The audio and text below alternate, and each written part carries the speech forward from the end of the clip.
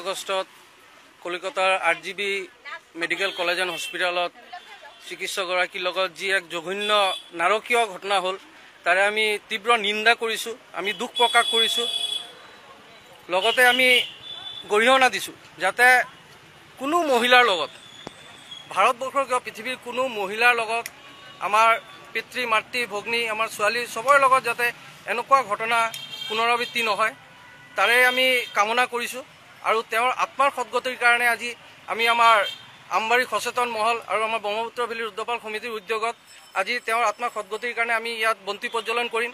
ইয়াৰ পিছতে আমি এখন মনক সমুদিয়াল বেলাম আমাৰ নগৰ হৈ পেলাই। আচলতে কেনেধৰণৰ যি ইয়াৰ কালপিত আছে, কেনেধৰণৰ ব্যৱস্থা গ্ৰহণৰ কাৰণে? হয় চাওক, এটা কথা আমি নিশ্চিত লক্ষ্য কৰিছোঁ যে এতিয়ালৈকে তাত যিটো ঘটনা হ'ল, ঘটনা হোৱাৰ লগত যিখিনি মানুহ জড়িত সেইখিনি মানুহক এতিয়ালৈকে তেওঁলোকে কৰায়ত্ব কৰিব পৰা নাই। যিহেতু এজনক কৰায়ত্ব কৰিছে, কৰাৰ পিছতো এতিয়াও তেওঁলোকৰ মাজত এতিয়াও মানে বেমেজালি হৈ আছে। তো সেইবিলাক আমি আমাৰ ফালৰ পৰা আমি চৰকাৰক অনুৰোধ জনাম।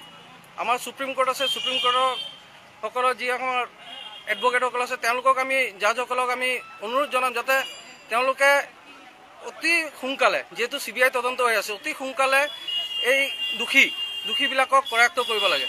আৰু কেইদিনমান পূৰ্বে আমাৰ অসমৰ ঢিঙত যি এক ঘটনা হ'ল তাৰো আমি প্ৰতিবাদ জনাইছোঁ। যিহেতু এজনক অলৰেডি মৃত্যু হৈছে আৰু দুজন আছে বুলি আমি শুনিছোঁ, তেওঁলোকক অতি সোনকালে কৰায়ত্ব কৰি পেলাই তেওঁলোকক কঠোৰোত্তম কঠোৰ শাস্তি প্ৰদান কৰিব লাগে। আৰু এটা কথা ক'ব বিচাৰোঁ, যিহেতু এই ঘটনাবিলাক আজি দিনে দিন বাঢ়ি গৈ আছে, তো সেইকাৰণে আমি ভাবোঁ যে এই ঘটনাবিলাক যাতে নহয়, এইবিলাকৰ কাৰণে চৰকাৰৰ ফালৰ পৰা বা আমাৰ যিবিলাক NGO আছে বা আমি সমাজৰ ফালৰ পৰা তেনেকুৱা কিবা ছ'চিয়েল এক্টিভিটি কৰি পেলাই বা তেনেকুৱা হেৰি কৰি পেলাই যে এই বস্তুবিলাক যাতে আমি দমন কৰিব পাৰোঁ। এনেকুৱা নহয় যে আমাৰ কোনোবা ছোৱালী বা আমাৰ আই মাতৃসকল চুটি ড্ৰেছ পিন্ধি ওলাইছে বা অকলে ওলাইছে, তেওঁলোকক বেয়া নজৰত চাই পেলাই তেওঁলোকে কিবা এটেক কৰিব আহিব, এই বস্তুবিলাক যাতে আমাৰ মাইণ্ডত নাহে। আৰু কালপিতৰ কোনো জাতিগত কোনো এইবিলাক নাহে, কালপিতে হয়। আৰু আমি বিচাৰোঁ যে যোনে নহওক, আজি আমাৰ ঢিঙৰ ঘটনাই হওক বা আমাৰ কলকাতাত হোৱা ঘটনাই হওক, তাৰে আমি তীব্ৰ প্ৰতিবাদ কৰিছোঁ, নিন্দা জনাইছোঁ। আৰু আমি ক'ব বিচাৰিছোঁ যে দোষীক অতি পলমে কৰায়ত্ব কৰি কঠোৰোত্তম কঠোৰ শাস্তি প্ৰদান কৰিব লাগে। হয়, যোৱা 9 আগষ্ট তাৰিখে যি মৰ্মান্তিক ঘটনা ঘটি গৈছে তাৰ বাবে আমি মৰ্মাহত। আজি আমি ইয়াত সেই শিক্ষকজনীৰ আত্মাৰ সদ্গতিৰ কাৰণে শ্ৰদ্ধাঞ্জলি অনুষ্ঠান পাতিছোঁ। এনেকুৱা ঘটনা আগতে আৰু নঘটক তাৰ বাবে চবকে সচেতন হ'বলৈ আহ্বান জনাইছোঁ। আৰু চৰকাৰকো আহ্বান জনাম যাতে এনেকুৱা ঘটনা আৰু ঘটিব নাপায়। আৰু যি ঘটনা ঘটি আছে এইবিলাক যাতে উচিত তদন্ত হ'ব লাগে আৰু দোষীয়ে যাতে কঠোৰতম শাস্তি হয় তাৰ বাবে চৰকাৰে ব্যৱস্থা ল'ব লাগে। আজি আপোনালোকৰ আৰু কি কাৰ্যসূচী আছে?